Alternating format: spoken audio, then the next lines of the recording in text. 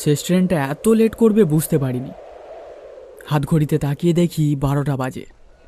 এই প্রবল ঝড় বৃষ্টির রাতে এটা হওয়ারই ছিল। রেল লাইনের সামনে নাকি একটা বড় মোটা গাছ পড়ে গেছিল, তাই এত দেরিতে ট্রেনটা ছাড়ল। আজ ট্রেনটা ছাড়বে আশা ছিল না আমার। যাই হোক, এবার চাপাডাঙ্গা পর্যন্ত পৌঁছতে পারলেই বাঁচি। ভাগ্যিস ছাতাটা সঙ্গে ছিল আমার। ছাতা মাথায় দিয়ে এগোতে থাকলাম সামনের দিকে। এই ঝড়জলের রাতে কোনো রিক্সা পাবো না আমি নিশ্চিত, তাই আর রিক্সা স্ট্যান্ডের দিকে না গিয়ে সোজা পথ দিয়ে চলতে থাকলাম। কিছু দূর এগিয়ে জনমানব শূন্য ফাঁকা রাস্তায় হাঁটছি। হঠাৎ কানে একটা আওয়াজ এলো, ও বাবু, চা খাবেন নাকি?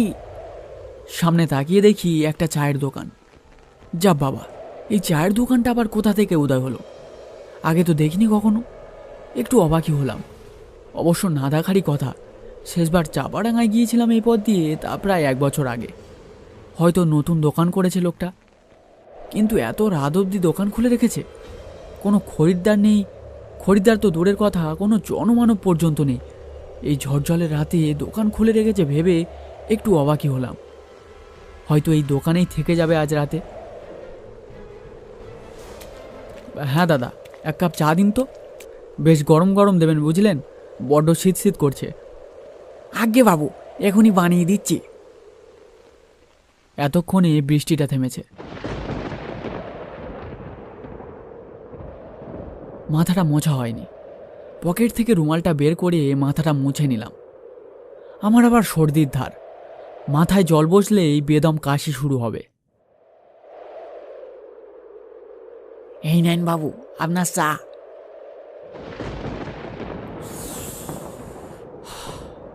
বাহ, বেশ দারুণ বানিয়েছো চাটা। চায়ের দোকানের লোকটা কোনো জবাব না দিয়ে একটা মিচকে হাসি হাসলো। তারপর বলল, তা বাবু, এই ঝড় বৃষ্টির রাতে আপনি কোথায় যাচ্ছিলেন? চাপাডাঙ্গায়। কি বলছেন বাবু, সে তো এখনো অনেক দূরের পথ। আপনি হেঁটে পৌঁছাবেন কি করে? তাই তো ভাবছি। আচ্ছা ভাই, চাপাডাঙ্গায় পৌঁছাবার কোনো শর্টকাট নেই? চায়ের দোকানের লোকটা আমার এই কথা শুনে একটা মিচকে হাসি হাসলো, যেন সে আমার মুখ থেকে এই কথাটা শোনার অপেক্ষায় ছিল। হ্যাঁ বাবু, আছে তো। খেয়াঘাট। খেয়াঘাট? সেটা আবার কোন দিকে? আমি তো রাস্তা চিনি না, কিভাবে পৌঁছাবো সেখানে? আরে বাবু, আপনি চিন্তা করতেছেন কেন? বেশি দূরের পথ নয়। আপনি আপনি এই সামনের পথ ধরে গেলেই দেখতে পাবেন খেয়াঘাট। সেখানে দেখবেন একজন নৌকা নিয়ে বসে আছে। আপনি তার নৌকায় উঠে পড়বেন, সে আপনাকে চাপাডাঙ্গায় পৌঁছে দেবে। এত রাতে কেউ নৌকা নিয়ে খেয়াঘাটে বসে থাকবে? মজা করছো আমার সাথে? আরে বাবু, আমি আমি ছোট মানুষ, আমি আপনার সাথে মজা করব কেন? আপনি খেয়াঘাটে গিয়ে দেখবেন ওখানে নিবারণ খুঁড়ো বসে আছে তার নৌকা নিয়ে। এত রাতে সে একাই দাঁড় টানে সেই ফেরিতে। বলছো? তবে ঠিক আছে, গিয়েই দেখা যাবে। শুধু বৃষ্টিটা আবার না এলেই বাঁচি। আকাশটা তো আবার ধরে আসছে, কি যে হবে কে জানে। চায়ের কাপটা ফেলে দিয়ে দোকানদারকে টাকাটা দিতেই সে একটু হেসে টাকাটা নিয়ে নিল। তাহলে চলি আমি, বুঝলেন? আর দেরি করা ঠিক হবে না। চা বিক্রেতা লোকটি সম্মতিসূচক মাথা নাড়ল। আমি জোরে পা চালিয়ে সামনের দিকে এগোতে থাকলাম।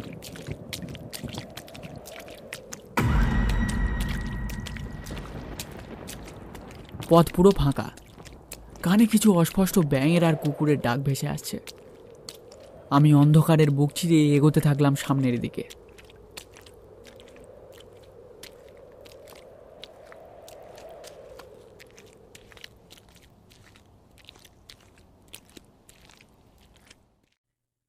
কিছু দূর এগিয়ে দেখি সামনেই একটা ঘাট। ঘাটের একদম সামনেই একজন তার নৌকা নিয়ে বসে আছে। এটাই হয়তো সেই খেয়াঘাট। আমি একটু উচ্চস্বরে ডেকে বলি, ও মাঝি ভাই, চাপাডাঙ্গায় যাবে নাকি? হ্যাঁ বাবু, নৌকাতে উঠে আসুন। আমার মনে হলো লোকটি যেন আমার অপেক্ষাতেই বসেছিল এতক্ষণ। হঠাৎ আমার ঠিক পাশ থেকে একটা কুকুরের ডাক শোনা গেল। তাকিয়ে দেখি একটা কালো কুকুর ডেকে চলেছে। কুকুরটার দৃষ্টি ঠিক আমার দিকে, সে যেন আমায় কিছু বোঝানোর চেষ্টা করছে।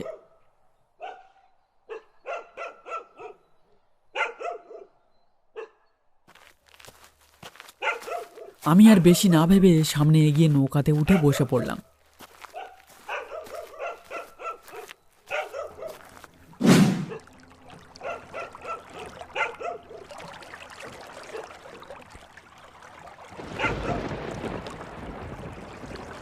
নৌকার মাঝিটার একটা চোখের মনি নেই, সেটা এখনই নজরে পড়ল। বৃষ্টিটা আবার নামলে বেশ ফ্যাঁসাতে পড়ব ভালোই বুঝতে পারছি।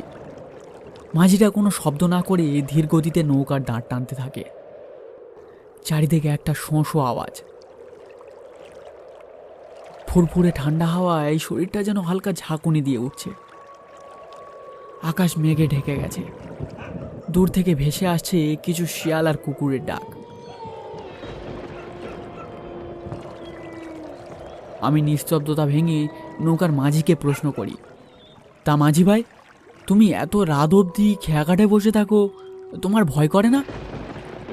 হে হে হে, ভয় ভয় আমাকে গ্রাস করে ফেলেছে বাবু। এখন আর ভয় করে না। মানে ঠিক বুঝলাম না তোমার কথা।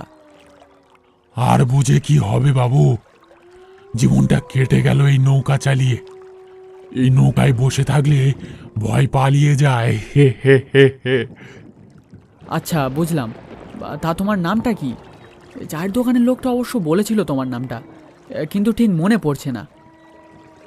আমার নাম, হ্যাঁ হ্যাঁ হ্যাঁ হ্যাঁ, লোকে আমায় নিবারণ খুঁড়ো বলে ডাকতো। এই খেয়া চত্বরে সবাই আমায় এক ডাকে চিনতো এক সময়। কেন লোকে তোমায় এখন আর ডাকে না? ডাকতো বলছো যে? ও আপনি বুঝবেন না বাবু, এসব কি আর এই তুচ্ছ মানুষের হাতে আছে? এগুলো সব সেই উপরওয়ালার ডাক, বুঝলেন? হে হে হে হে। আমি লোকটির কথা আর মাথা মুন্ডু কিছুই বুঝলাম না। মনে মনে বললাম, একটু ছিট আছে হয়তো লোকটার মাথায়। সব মানুষের মধ্যেই একটা না একটা ছিট থাকে, বুঝলেন বাবু? এ কি, লোকটা আমার মনের কথা বুঝলো কিভাবে? এ তো আশ্চর্য ব্যাপার। আশ্চর্য আর কি বাবু, সবই উপরওয়ালার ইচ্ছা। এবার আমার একটু অস্বস্তি হতে লাগলো। আচ্ছা মাঝি ভাই, চাপাডাঙ্গায় পৌঁছাতে আর কতক্ষণ লাগবে? তা প্রায় 1 ঘন্টা লাগবে। এতক্ষণ সময় আমার এই মাঝির সাথে কাটাতে হবে? লোকটার মতলব আমার একদম ভালো ঠেকছে না। মতলব আমাদের মতো গরিবদের থাকে না বাবু, ওসব শহরের লোকেদের থাকে। ছেলেটা কি দোষ করেছিল? একটা সাদাসিধে ছেলে, তার দোকান ছিনিয়ে তাকে মেরে ফেললো এই আপনাদের শহরের লোক। কার কথা বলছো তুমি? কে কে কাকে মেরেছে? আপনি যার থেকে আর চা খেলেন তার কথা বলছি গো বাবু, ফটিক। ছেলেটা বড্ড ভালো ছেলে ছিল। আপনাদের শহরের এক খারাপ লোকের নজরে পড়ল, ওর দোকানটা মেরে ছিনিয়ে নিল। দোকানটা গো বাবু, মেরে ছিনিয়ে নিল। কি আজে বাজে বকছো বলো তো? একটা জ্যান্ত মানুষকে মেরে ফেলছো? আমি দিব্যি চা খেলাম, ওই কি নাম, হ্যাঁ ওই ফটিক ছেলেটার থেকে, আর তুমি বলছো ও মৃত? আজব লোক হে তুমি। নিয়তি গো বাবু, নিয়তি।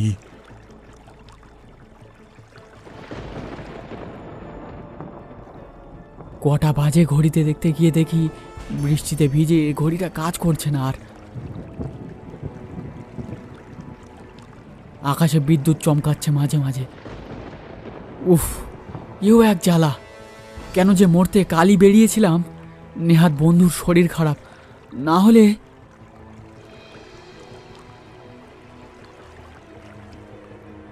বাবু, মনে হচ্ছে আবার বৃষ্টি শুরু হবে এখুনি।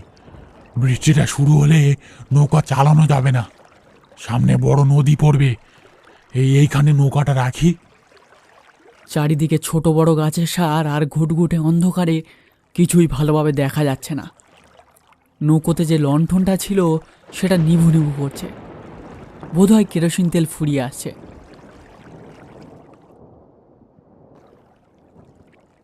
হালকা ঘুম ঘুম পাচ্ছিল, তাই ভাবলাম একটু চোখ বুজলে ক্ষতি কি। মাঝির জায়গাটা লক্ষ্য করে নৌকায় লম্বালম্বিভাবে শুয়ে পড়তেই কিছুক্ষণের মধ্যে এই ঘুমে চোখ জুড়িয়ে এলো।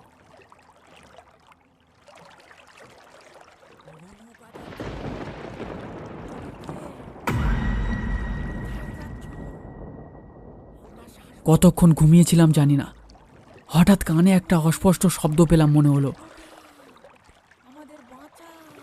ওগো নৌকা যাত্রী, তুমি কে? কোথায় যাচ্ছ? আমরা শ্বাস বন্ধ হয়ে পড়লাম, আমাদের ওঠাও, ওঠাও, আমাদের বাঁচাও।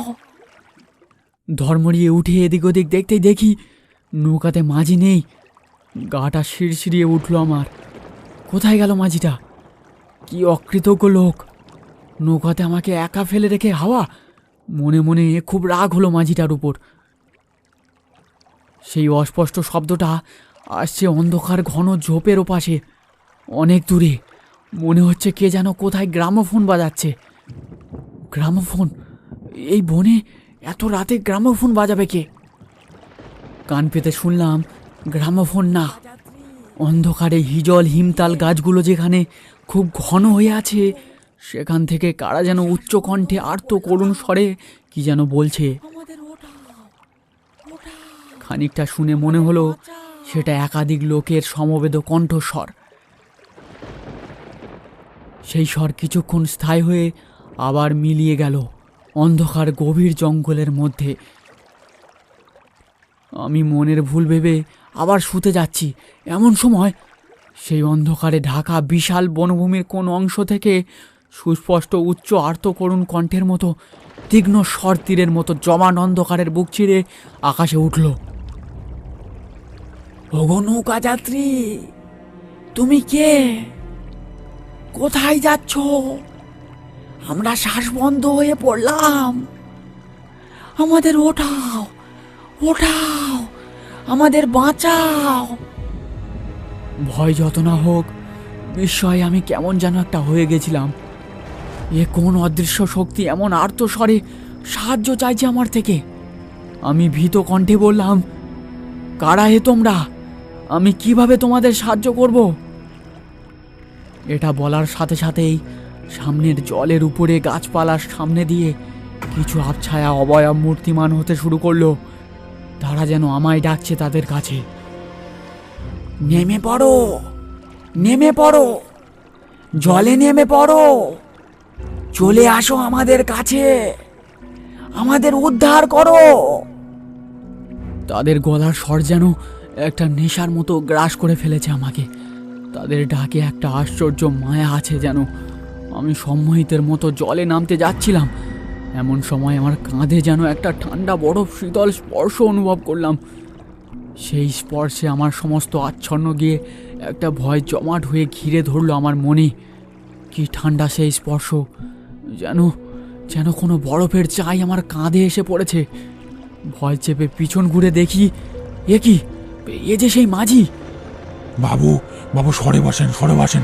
আর এখানে থাকা যাবে না, এখান থেকে এখনই বেরিয়ে পড়তে হবে, না হলে একটা অঘটন ঘটে যাবে। তুমি তুমি আমায় একা ফেলে রেখে কোথায় গেছিলে? হ্যাঁ, তোমার কোনো কাণ্ডজ্ঞান নেই, অকৃতজ্ঞ লোক একটা। বাবু, লণ্ঠনটা নিভে গেছিল, সেটা জ্বালাতেই গেছিলাম। বাকি কথা পরে হবে, এখন জলদি দাঁড় টানতে হবে, না হলে আপনার ঘোর বিপদ হবে। দূরে চেয়ে দেখলাম সেই অবয়বগুলো যেন ধীরে ধীরে এগিয়ে আসছে আমাদের দিকে। মাঝি নৌকার দাঁড় জোরে জোরে টানতে শুরু করলো। সেই অবয়বগুলো আবার ডেকে উঠল, যেও না, যেও না, আমাদের একা ফেলে রেখে যেও না, উঠিয়ে নাও, আমাদের উঠিয়ে নাও, আমাদের বড় কষ্ট হচ্ছে। মাঝি দ্রুত গতিতে দাঁড় টানতে শুরু করলো।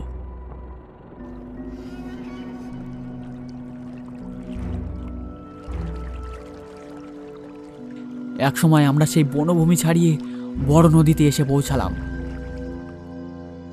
ওগুলো ওগুলো কারা ছিল জানো? নিশি গো বাবু, নিশি। ওরাও নৌকো চালাতো, ঠিক ওই জঙ্গলের খালে এক ঝড় বৃষ্টির রাতে ওরা নৌকো শুদ্ধ তলিয়ে যায় নদীতে। সেখান থেকেই ওখানে থাকে ওরা, আর ডাকে সবাইকে ওদের কাছে। যে ভুল করে ওদের ফাঁদে পড়ে যায় সে আর বেঁচে ফেরে না গো বাবু, সে আর বেঁচে ফেরে না। তাহলে তাহলে আমরা ফিরলাম কিভাবে ওখান থেকে? সবই উপরওয়ালার ইচ্ছা। তুমি তুমি ওই ঘুটঘুটে অন্ধকারে কিভাবে আর কোথায় লন্ঠনটা জ্বালাতে গেছিলে? ওসব কথা থাক বাবু। কি বলেন তো বাবু? মায়া, মায়া, নৌকো চালানোর একটা মায়া, ও আপনি বুঝবেননি। মাঝিটা কি বলছে আমি তার মাথা মুন্ডু কিছুই বুঝতে পারছি না। জানেন বাবু, আমিও আমিও এই নদীতে বরাবর নৌকো চালাতাম, কিন্তু কিন্তু আমার মাথায় কি চাপলো সেদিন ওই দিকে গেলাম। তারপর সে কি ঝড়, সে কি বৃষ্টি। নদীর বুকে একটা জলের ঘূর্ণি দেখতে পেলাম। মুহূর্তের মধ্যে সেই ঘূর্ণি টেনে নিল আমার নৌকোটারে। সব তলিয়ে গেল বাবু, সব তলিয়ে গেল। তারপর তারপর তুমি কিভাবে বেঁচে ফিরলে? বেঁচে ফিরবো? সে যে জলের ঘূর্ণি বাবু, সে একবার এলে কাউকে ছাড়ে না। আমাকেও ছাড়েনি, আমাকেও ছাড়েনি। কি বলছো কি? তার মানে? তার মানে আর কিছু না বাবু, চাপাডাঙ্গার ঘাটে এসে পড়েছি। এবার যে আপনাকে নামতে হবে। আমি চেয়ে দেখলাম নৌকা এসে দাঁড়িয়েছে একটা ঘাটে, কিন্তু কিন্তু আমার মনে তখন একটা ঝড় বয়ে চলেছে। কে এই মাঝি? এ কি আদৌ জীবিত প্রাণী নাকি? বাবু, মায়া, মায়া, বুঝলেন? বাদ দিন, আপনি ওসব বুঝবেন না। আপনি বরং নেমে পড়ুন। আমার আরো যাত্রী অপেক্ষা করছে ঘাটে, তাদেরকেও তাদের গন্তব্যে পৌঁছে দিতে হবে আমাকে।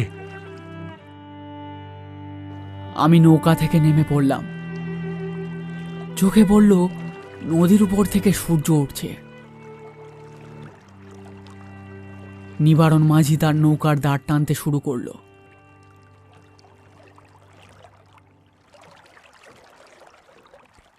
ধীরে ধীরে নদীর মধ্যে মিলিয়ে গেল যেন তার নৌকাটা।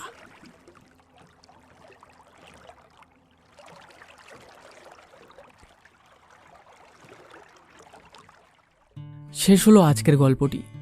গল্পটি ভালো লাগলে একটা লাইক দিয়ে দিও, আর চ্যানেলটাকে সাবস্ক্রাইব করে দিও। আর আগের গল্পের মতো এই গল্পেও থাকছে একটা প্রশ্ন। প্রশ্নটির সঠিক উত্তর তোমরা কমেন্ট করে জানিয়ে দিও। এই গল্পের প্রথমে যে ট্রেন লেট হওয়ার কথাটা বলা হয়েছে, ট্রেনটা লেট হওয়ার কারণ কি ছিল সেটা তোমরা কমেন্ট করে জানিয়ে দিও। আমি উত্তরের অপেক্ষায় থাকবো।